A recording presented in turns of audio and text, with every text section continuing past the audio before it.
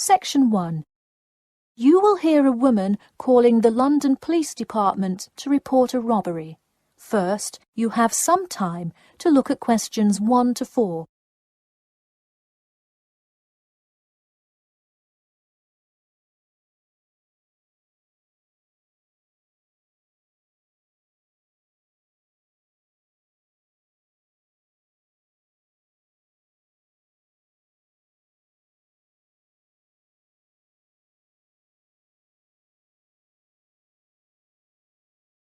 You will see that there is an example which has been done for you. On this occasion only, the conversation relating to this will be played first. Hello, London Police Department. Yes, I would like to report a robbery. The woman says that she would like to report a robbery, so robbery has been written in the space. Now we shall begin. You should answer the questions as you listen, because you will not hear the recording a second time. Listen carefully and answer questions 1 to 4.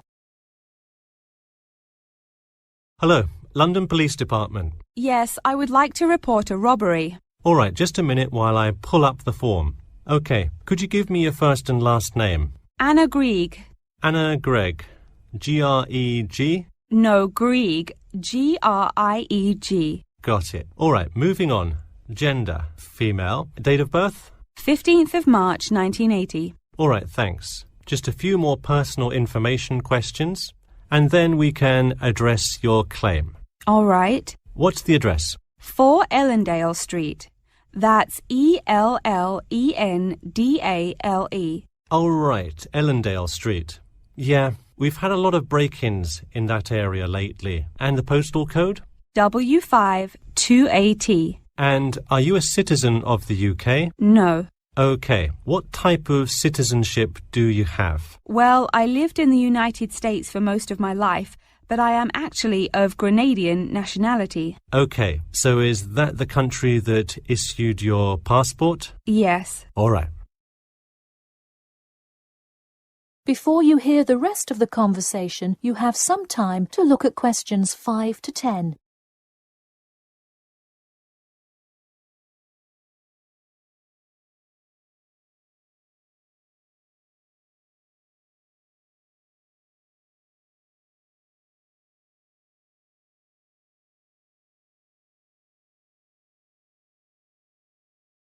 Now listen and answer questions 5 to 10. And what is the crime you're reporting? I already said a robbery. Oh, right. Sorry. This is about the 100th robbery report I've filled out today. Have you had any prior break-ins? In the building or just my flat? The unit below mine got broken into last year. No, just your flat. Oh, then no, not here. All right. Let's see here. Can you think of anything that was out of the ordinary around your building, or anyone who may have had reason to do this? No, it seemed like just a normal evening. I didn't see anyone suspicious and can't think of anyone that would target me specifically. How long has this been your place of residence? Let me think. I moved in on February 1st and it's October, so it's been about 8 months already. Wow, time flies. And that is just for Ellendale, yeah? Yes, I have lived in the UK for just over 1 year. I see. Can you give me the first and last names of all members of the household? Actually, I live alone. OK, so no other occupants. And can you give me a brief account of what happened? I left to go to a dinner party at 6 p.m. and when I returned at 11, I found the place ransacked and a lot of my things gone. Any sign of forced entry? Yes, the back door was wide open and it looked like someone used a crowbar to force it open. I see. And just to be clear, was the door locked when you left? Of course. Hey, you would be surprised how many reports we get where people have failed to lock their doors. Now, I need you to list any missing items valued above £200. So far, I'm missing my computer, my purse with my wallet in it, and the TV.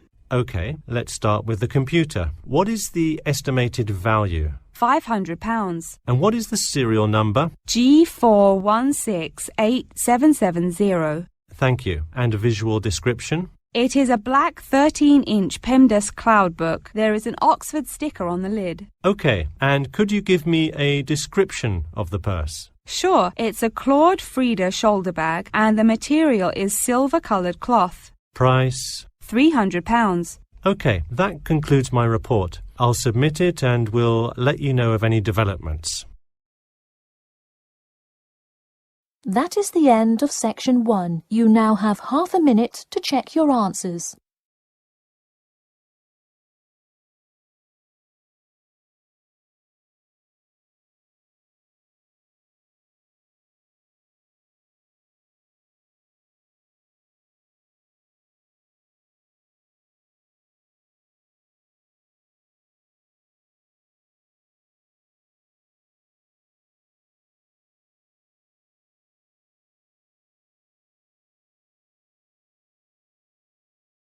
Now turn to section 2.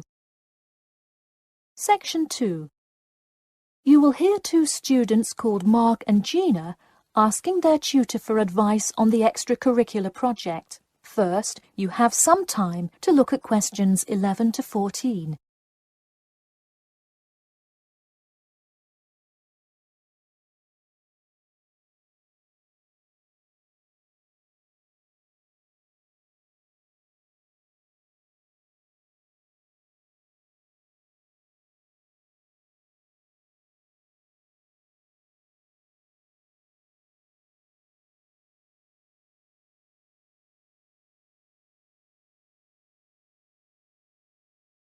Now listen carefully and answer questions 11 to 14. Hi Mark. Hi Gina. What can I help you with? So we were hoping you could help us with this extracurricular project. Sure. What is the topic? Attending business school. This sounds like a great idea. So you're going to explain the requirements for getting into business school? Not exactly. It will be more broadly about the experience, the academics, accommodation, and social experience that comes with being part of the business school. I see. So would your audience be the general public? Well, we would probably want more to focus on members of the institution. We would especially like to reach individual applicants to the business school. I see. Now, what form will this information be? You could give a talk to all the summer courses. All you'd need is permission from the course director. Or you could pass out information outside the student union. Those are both good ideas. What about sending out pamphlets in the mail? Most college students never check their mail. Maybe you could make a video and show it on campus. That's a great idea. We'll do the video. Great. And as members of the business school, do you have an incentive to attract new students? If so, this idea is a great way to do that. No, the idea actually came about because of how much students like us worry about their studies. Yeah, when I got into business school, there were a lot of things I had not prepared for, so the video would cover a lot of things Mark and I wish we had known upon entering business school. Right. Before you hear the rest of the talk, you have some time to look at questions 15 to 20.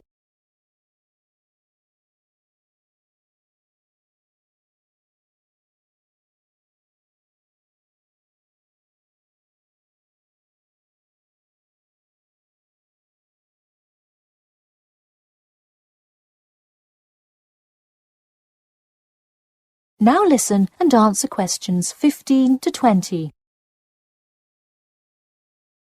What would you talk about first? The first and probably most important section would be academics. Good idea. So, would you provide guidance on what courses to take? We want to focus especially on the approaches professors take, their teaching methods. It is far different than what students are used to in high school and even in liberal arts college. Good idea. And how long do you think you would spend explaining academics? We'll probably spend 7 minutes on it. We also have some ideas for talking about housing, food options and stuff like that. We're not really sure how to tie it all together though.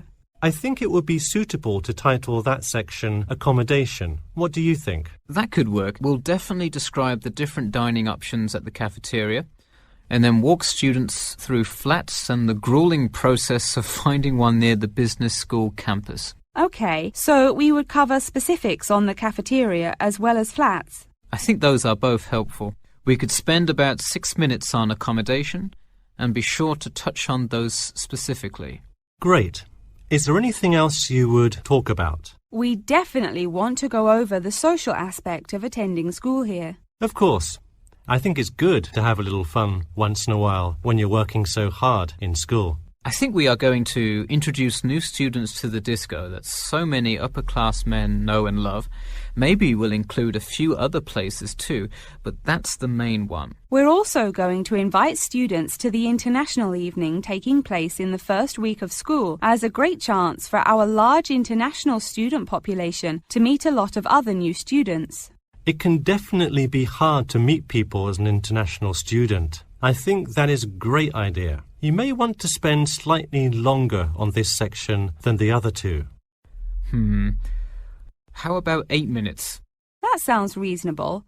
So overall, the introduction should take 3 minutes and then the conclusion should take 4, giving us a total of 28 minutes. I wouldn't rush your introduction. Maybe give it between 4 and 6 minutes. The conclusion, though, can be shorter since it's just a quick refresher of each of the topics. Give that not more than 2 minutes. Okay, so in total, the video should take about the same time, just more intro and less conclusion? Precisely. All right, we're going to get to work on our video. Thanks for your help. That is the end of section 2. You now have half a minute to check your answers.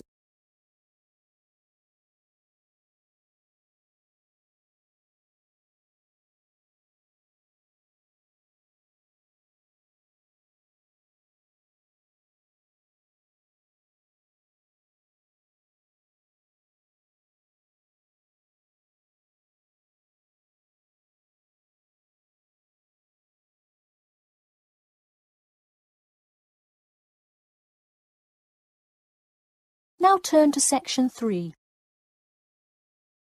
Section 3. You will hear a student called John talking to his classmate Danny about the details of his research project. First, you have some time to look at questions 21 to 26.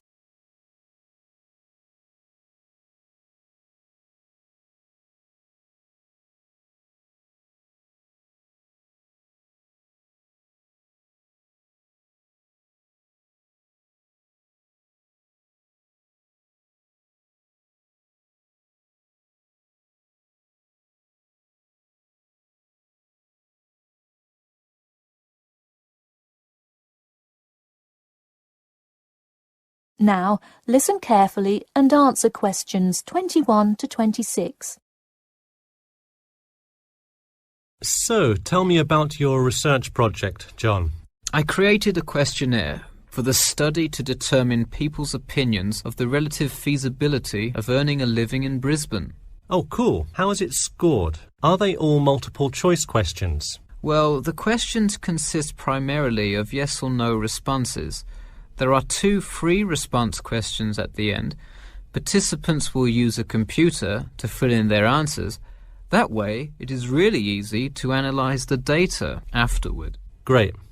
It sounds like you have a pretty solid idea of what you should do. Just don't forget to submit a copy of your plans to Professor Curran by the 15th. Oh, I almost forgot.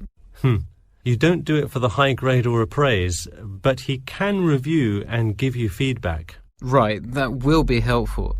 He has been conducting studies like this for 30 years now. Yep. Oh, and I'm curious. Are you going to be in the room giving subjects directions for the questionnaire? Well, I think the instructions will be provided by another representative who will not be analysing the data. I want them to feel they can answer and be completely anonymous, so I will not be in the room. Anonymity is really important for this study. I agree. Good idea.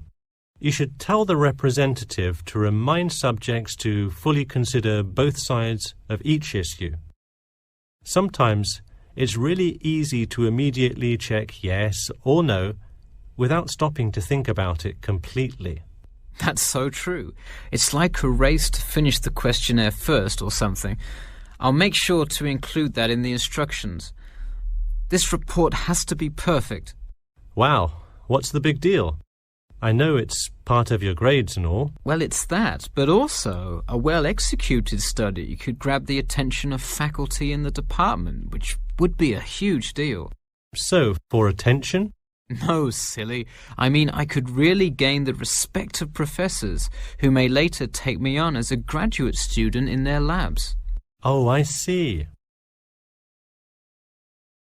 Before you hear the rest of the talk, you have some time to look at questions 27 to 30.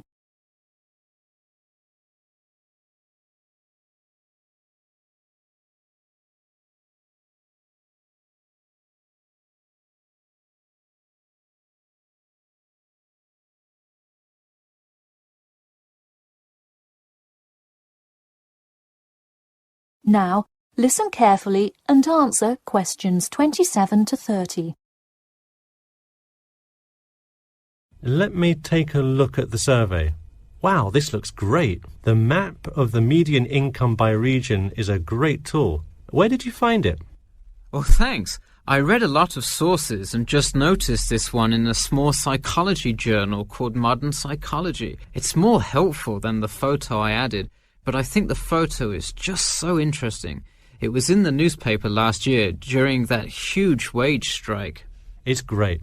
Probably not necessary, but it looks great. I don't understand. What is WKRX's involvement here? Oh, the radio station agreed to sponsor the study if I play their station in the room. Wow, interesting. So you don't have to pay for any of this? Exactly. Nice. Where did you get that idea? Last month, at the Psychology Club Council meeting, someone talked about how easy it is to get sponsorship from local businesses, so I listened to their advice and called around. I'll have to remember that. Well, this all looks great. Good luck. That is the end of section 3. You now have half a minute to check your answers.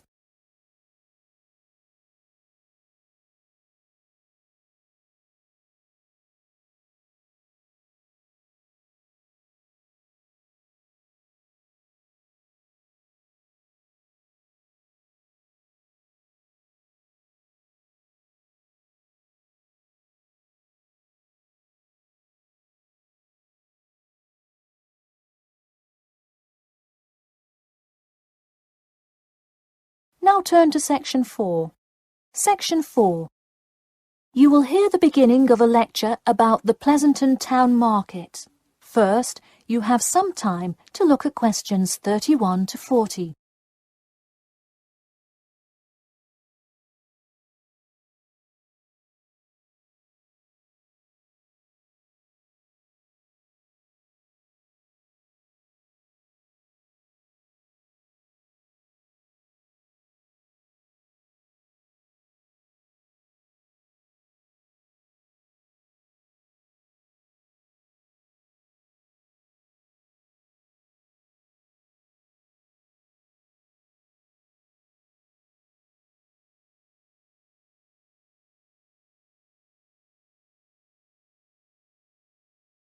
Now, listen carefully and answer questions 31 to 40. Good afternoon. In the last few lectures, we've been covering the social and political pressures that influenced the rise of the rebellion of 1679. Today, I would like to focus on the Pleasanton Town Market. Now, why are we talking all about some market? It's not like it was the first market ever, or even a particularly large market. The Pleasanton Town Market is important because it is often mentioned in the literature found in the library. If you have ever been there, you have probably seen all of the handcrafted items sold there now. But what was originally bought and sold in the town market? In the beginning, the market sold products such as meats, furs, and simple tools. Over time, though, it became known as the place to find quality livestock. People came from all over the world to find the biggest and best cows, pigs, and chickens. In fact, the profits from the town market became the savior of a plummeting economy during a time of much turmoil. Not to be confused with the Reconstruction era, a period of rapid development came about in the 1660s as a result of the market's vendors contributing their profits to building up much-needed public facilities and defense, which would later make a huge impact on the outcome of the war. For many years, the market flourished and began to draw in large tourism crowds in addition to the throngs of livestock customers.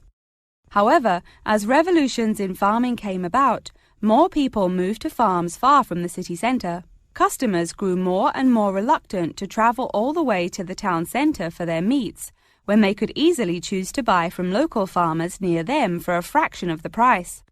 With such a fall in the profits of the town's major profit generator, some quality town planning was needed. In the mayoral election of 1668, a young man of little fame just barely claimed the popular vote, none other than the now legendary John C. Wiley. Wiley's first decision as mayor of Pleasanton was to deal with the quickly failing town market. The building with the large clock was a landmark that had symbolized growth in Pleasanton for a generation. Wiley decided to use the notoriety of the town market to set an example. During the historical Rotterdam Rebellion, Wiley gave all those involved lifetime prison sentences in the very same building. It stayed a prison for about 50 more years until they transported all remaining prisoners to other facilities and turned it into the historical monument today.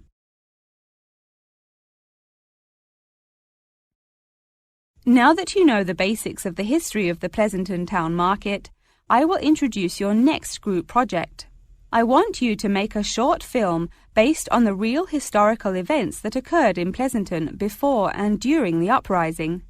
I will give you some class time to look through the library's reference section, but you will be responsible for conducting further research outside of class. I suggest starting by looking for information on the market itself. You'll find plenty of information. In fact, some students complain that there is actually too much information on it. On your own time, you could find family members of old war veterans to conduct interviews. Sometimes they provide wonderful insight that you wouldn't find in proper history books. But be careful, an interview that is riddled with bias is useless. I myself have some very old photographs here that you are welcome to take a look at for some inspiration. I'm lucky enough to own this one of Jim Wiley himself. Very interesting to see, but does not provide enough information to add much to your film. Feel free to take this film into whatever direction you choose. You could even do a crime thriller based on real outlaws. All you would have to do is look through the newspaper archives in the crime section during that time period. Try to get as much detail as you can, but you may end up having to draw your own conclusions. Okay, that's enough from me, so let's go on to... That is the end of section 4. You now have half a minute to check your answers.